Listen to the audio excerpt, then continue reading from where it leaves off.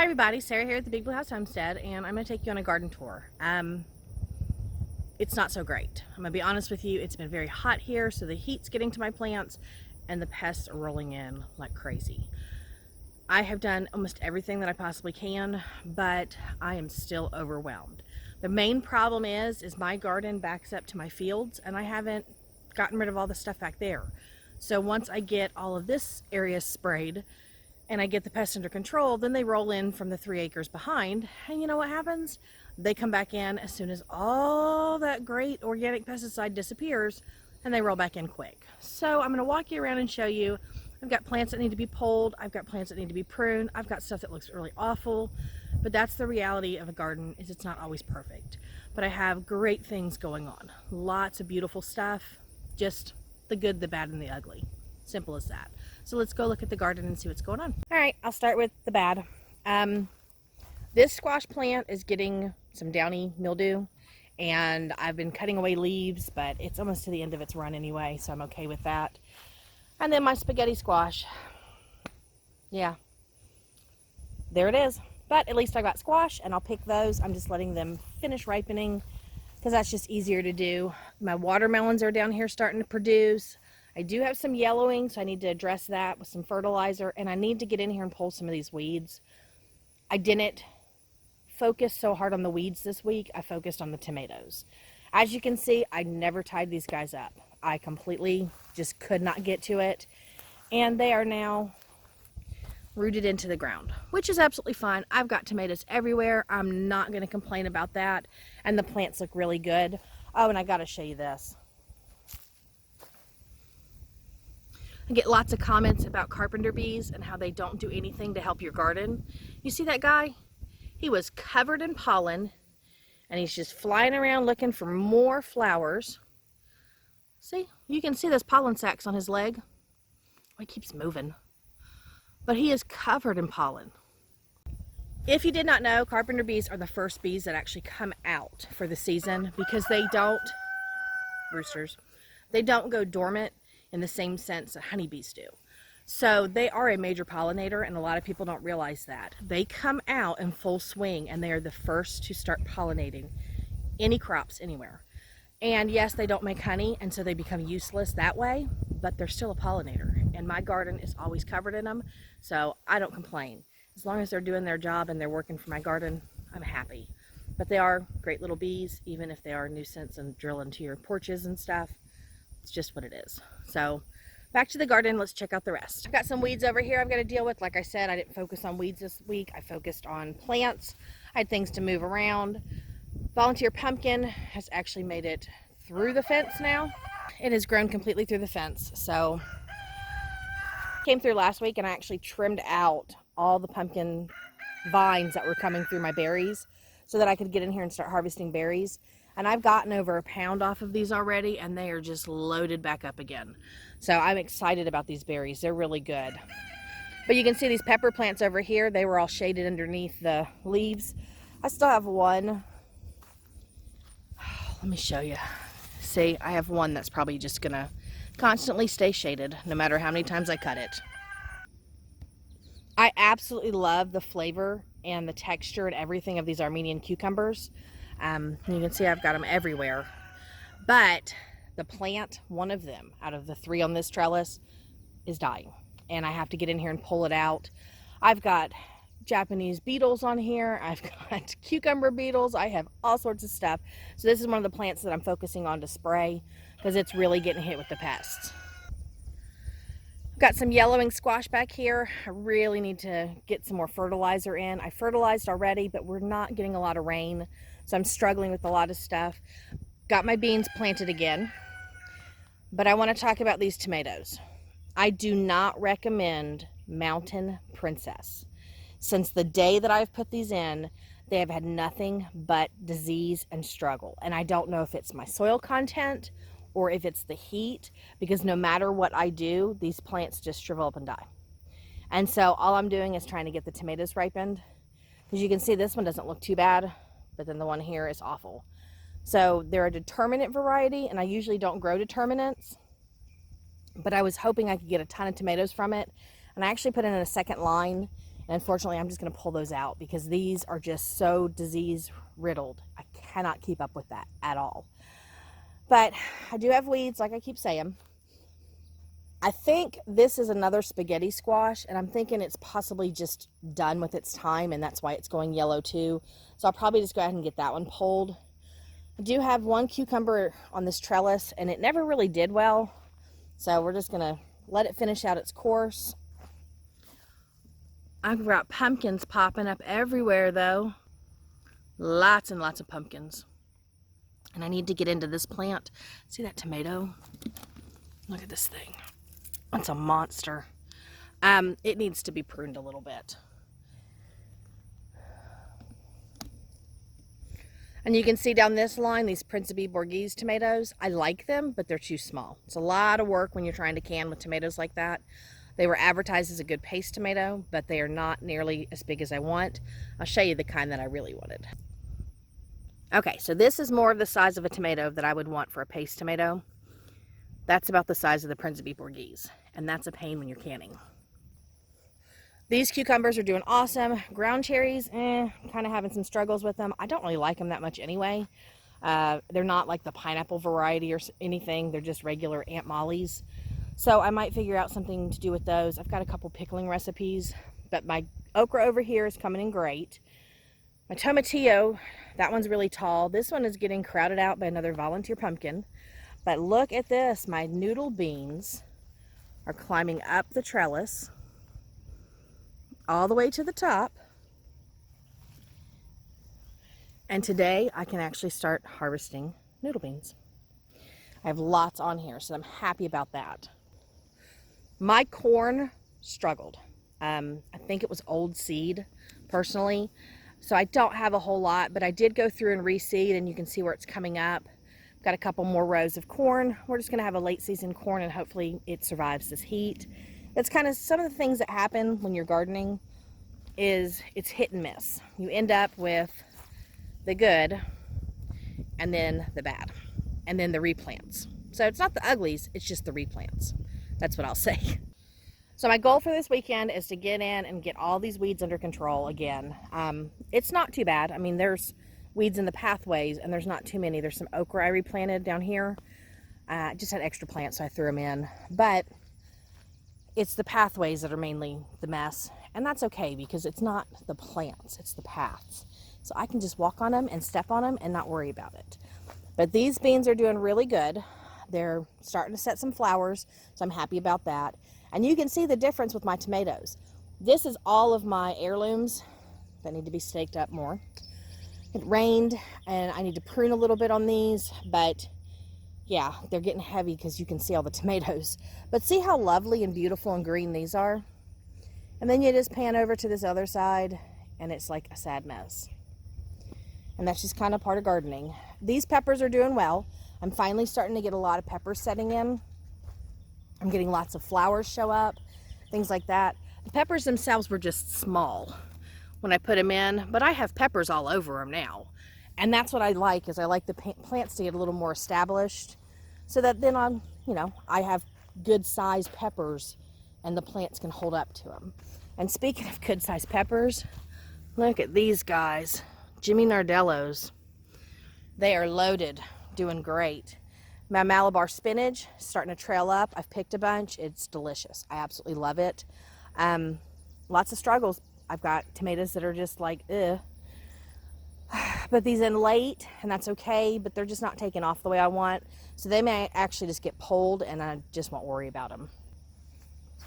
I got another row of peppers here, and they're doing really well. But look at all those tomatoes. That is success to me. No matter how much you're struggling with your garden, look at the good before you focus on the bad. Now, yeah, you've got to focus on the bad. Look at that. Yep. I got a ripe tomato. Got a couple. That is going to be mine. It's not beautiful. It's not perfect, but that's a ripe tomato. And I think that's a Paul Robeson.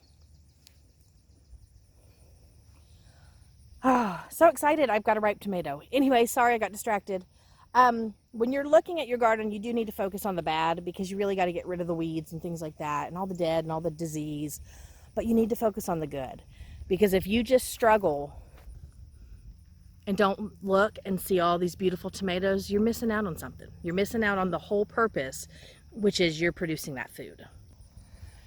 All right, this bed is a little bit more of a weedy mess than I wanted. I've got some eggplants that I planted in here, so that's part of my project this weekend, is to expose the eggplants because you can't see them. But this is that second run of tomatoes, and even these small ones, I mean, they're putting fruit on, but they look awful, like absolutely awful. And so again, I'm probably just gonna pull them, and that way I don't have to struggle with them. And that was all extra squash. So if I get a ton like I'm getting, then I'm fine. If they get diseased and they start to die, that's okay. I'll just pull them. They're just extra plants. My zucchini patch is doing okay. The problem is that I have the pests coming through. You can see squash bug eggs. Squash bug eggs, I got to get out and take care of those. And I'm losing plants. You can see all the plants that are really, really suffering. So I definitely got to get in and take care of these plants this weekend. Another big volunteer pumpkin going everywhere. So all I got to do is get some pumpkins off of it, and it's worth having volunteers. If they don't start producing enough fruit for me, I might just pull them, because that's a giant mess. That's a lot to deal with. Second row of okra over here is doing okay. The stuff I replanted is doing great. I just want to tell you guys, if you find ants on any of your plants, like your okra, your beans, and things like that, they're not hurting your plants. They're actually doing good. I know these have been covered, the red ones especially. But the ants are there to help open the blossoms. It's kind of like a symbiotic thing. Yeah, it's kind of like just symbiotic. See all those ants? Yeah. They're just there eating the saps and stuff that hold the blooms down. But those will do fine. It's not hurting the plants at all. You can see I have more squash back here that's doing great. More beans, more squash, more peppers. And these tomatoes I've got to finish just this end. I didn't get those pruned out enough, but you can see the difference. I pruned out all of these. And this is the cherry tomatoes. I've gotten maybe a handful so far. Oh, look at you. So yeah, this guy does not want to stay on its trellis no matter how I wrap it around. I might have to just come out with some ties. I think it's just the way it's moving. I don't know. Let's see if that'll help. Get you wrapped really good. But sometimes that's what you have to do. You have to train the plants, because they're not gonna, just do things on their own. They need just a little bit of help.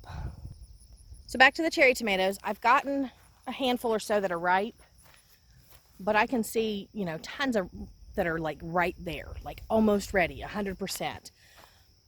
See, I'm just right there, just one more day, I'm just waiting to have loads of tomatoes. So I've got more squash at the end, and this trellis has a honeydews on one side and then cucumbers on the other, and they're doing great. Beans are doing great. These peppers over here, check this out. I'm hoping you guys can see that. It is almost time to pick jalapenos. So that's pretty cool. This cucumber's been putting off a lot of cucumbers. I'm happy with it. And you can see I've got a massive cucumber there. They're real thin though. They're not very big. I need to get better water source on them. And that's just part of what happens. It's a big garden. I mean, it's a big garden, and so it's hard to get out here every day with a watering hose. And I was hoping to depend on rain, and like I said, we're not getting a lot of rain, so it is what it is. But I've got beautiful jalapenos that are doing great, squash plants that are doing great, more beans that are great, more peppers that are awesome. I'm so excited about this. It's going to be probably my best pepper year yet. And you can see these tomatoes I went through and I pruned like crazy. And I've exposed all those beautiful tomatoes, and they are sticking out. I'm sure you can see them from here. They are everywhere. Just tons of tomatoes. So that is a plus. I did put some extra pepper plants down here. They were struggling. They're starting to bounce back. So I'm a little hopeful about that. Basil on the end's looking good. Some zinnias, and then these lemon drop peppers.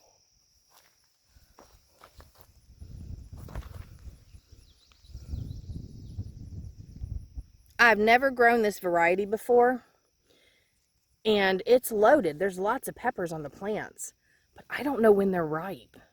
And my son was here the other day and we picked one. I'm gonna pick one now. This one's a little brighter. But we picked some and they just tasted like banana peppers. Okay, no, that's good. And that's spicy. Ooh. Why do we do that? As gardeners, we just walk out in our garden and pick things and eat it. And then we have no water, nowhere to go, and we're just stuck with hot, spicy peppers in our hand. Oh well. Anyways, planted these after I'd planted everything else. So I just have some caged tomatoes here and there. Aromas are doing great. I don't remember that variety. I'm hoping it's the green one. And yeah, I just took another bite of that pepper. It's really good. Holy cow, it is spicy. All right, let's go in the field. I'm not gonna sit here and eat that all day. I'm almost ready to take a bite of this tomato. Oh my gosh. Woo, anyway, store-bought squash. It was a kombucha. Check this bad boy out. Check this out. Look how beautiful that is. These are heavy, so I'm going to do a video soon about how to tie them up. I've got quite a few on the vines, and they're doing awesome. They've made it over the trellis. Mashed potato squash, these guys are doing good. I think that's a vine borer issue, just with the way it's looking. So I'm definitely going to have to come out and just pull that plant. I don't think there's much I can do for it.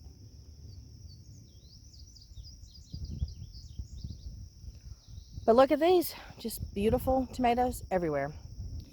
And over here, I've got the cushaw squash, and they're starting to vine out finally. And then I just planted some extra okra plants in here. Some of them didn't make it, some of them did. It's, you know, hit and miss because it was late season. And then I've got these garden huckleberries with squash bugs. Look at that, stinky, nasty little guys. Anyways, those are getting big. I didn't expect those berries to be so big. So just to show you some overviews, that's the trellis with the squash. I do have noodle beans planted. They're just not big enough to start vining. Got my first row of heirlooms. Trellis with some Kentucky Wonders. I still need to put more out here because it hasn't been raining. I don't want the plants to transplant incorrectly, so it's been taking a minute. That's actually a wild ground cherry. I kept it over here to compare it to the ones that I bought from a packet, just to see. But you can see all these beautiful plants. So much food growing in my garden. I am averaging 3 baskets a day when picking. Like, there is a ton of food in this place. And see that? A baby honeydew. So lots and lots of great stuff going on in my garden. I am so excited this year. I think the growth has been better than it ever has been. And my secret is I really didn't do much different. I put down some cow manure to amend the soil, and I tilled my beds, and instead of putting them in blocks like I've usually done, I just did them in rows. And I kind of like that idea. Oh, I see some squash over there to pick. I got a lot to harvest today. But yeah, I think the magic to my garden being so successful this year is I put bone meal in the holes when I planted everything. And I'm thinking that bone meal helped that root system spread faster. So I've got a lot of great growth. Now, lots of great weeds too, and lots of things to clean up, but it's still my garden, and I absolutely love it. I think it's beautiful, it's doing its magic, and I've got so much food out of this already. So I hope you guys are having success with your gardens. It is a lot different from area to area, but just stand back and be proud of yourselves. Seriously. You see all these plants? That is all my hard work. Just all my hard work. And it's paying off in some of the best ways ever.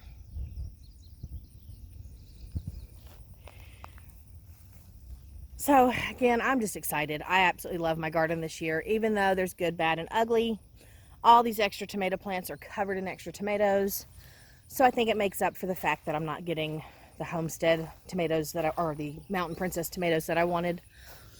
But I can't believe, look at that, spaghetti squash. Probably a day away from being picked, so that'll be a good one. That'll be really good. And then now that this season is coming to like full summer, I'm gonna have a lot more to pick daily. So with the season coming in stronger now, you know, all I'm getting right now is squash, a handful of okra here and there, and then some tomatoes here and there. That's it. Probably gotten, I think, 4 pounds total off the Mountain Princess. And I just made like 5 jars of sauce. That was it. It wasn't a whole lot. But all of this is about to roll in strong. And I'm going to be out here daily picking. Just overwhelmed. Beans. Did you see how many green bean plants I have?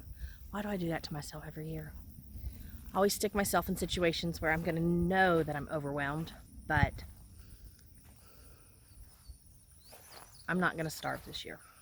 I didn't last year because I'm still here, but I'm not going to starve this year because this garden is putting out so much food and I'm absolutely happy with it. It's the best garden I've done. Now, if you did not know, if you're here at the end of the video, which most of you aren't, but if you made it to the end, this is only my 3rd garden on my property. That's it, 3rd garden. And you can go back and look at videos from last year, and I didn't do YouTube before that, but it's 10,000 times better than it's ever been. And I'm in love with my garden. It's beautiful. So thank you guys for stopping by. I'm gonna grab some baskets, get out here and harvest, start pulling some weeds and getting things done. And the next time I'll show you the up front garden and the container garden and the bin garden and the bucket garden and all the other stuff I've got growing. Just don't want to make this too long. But thank you guys for coming by, and I'm gonna go eat my tomato, and I will see you next time. Bye.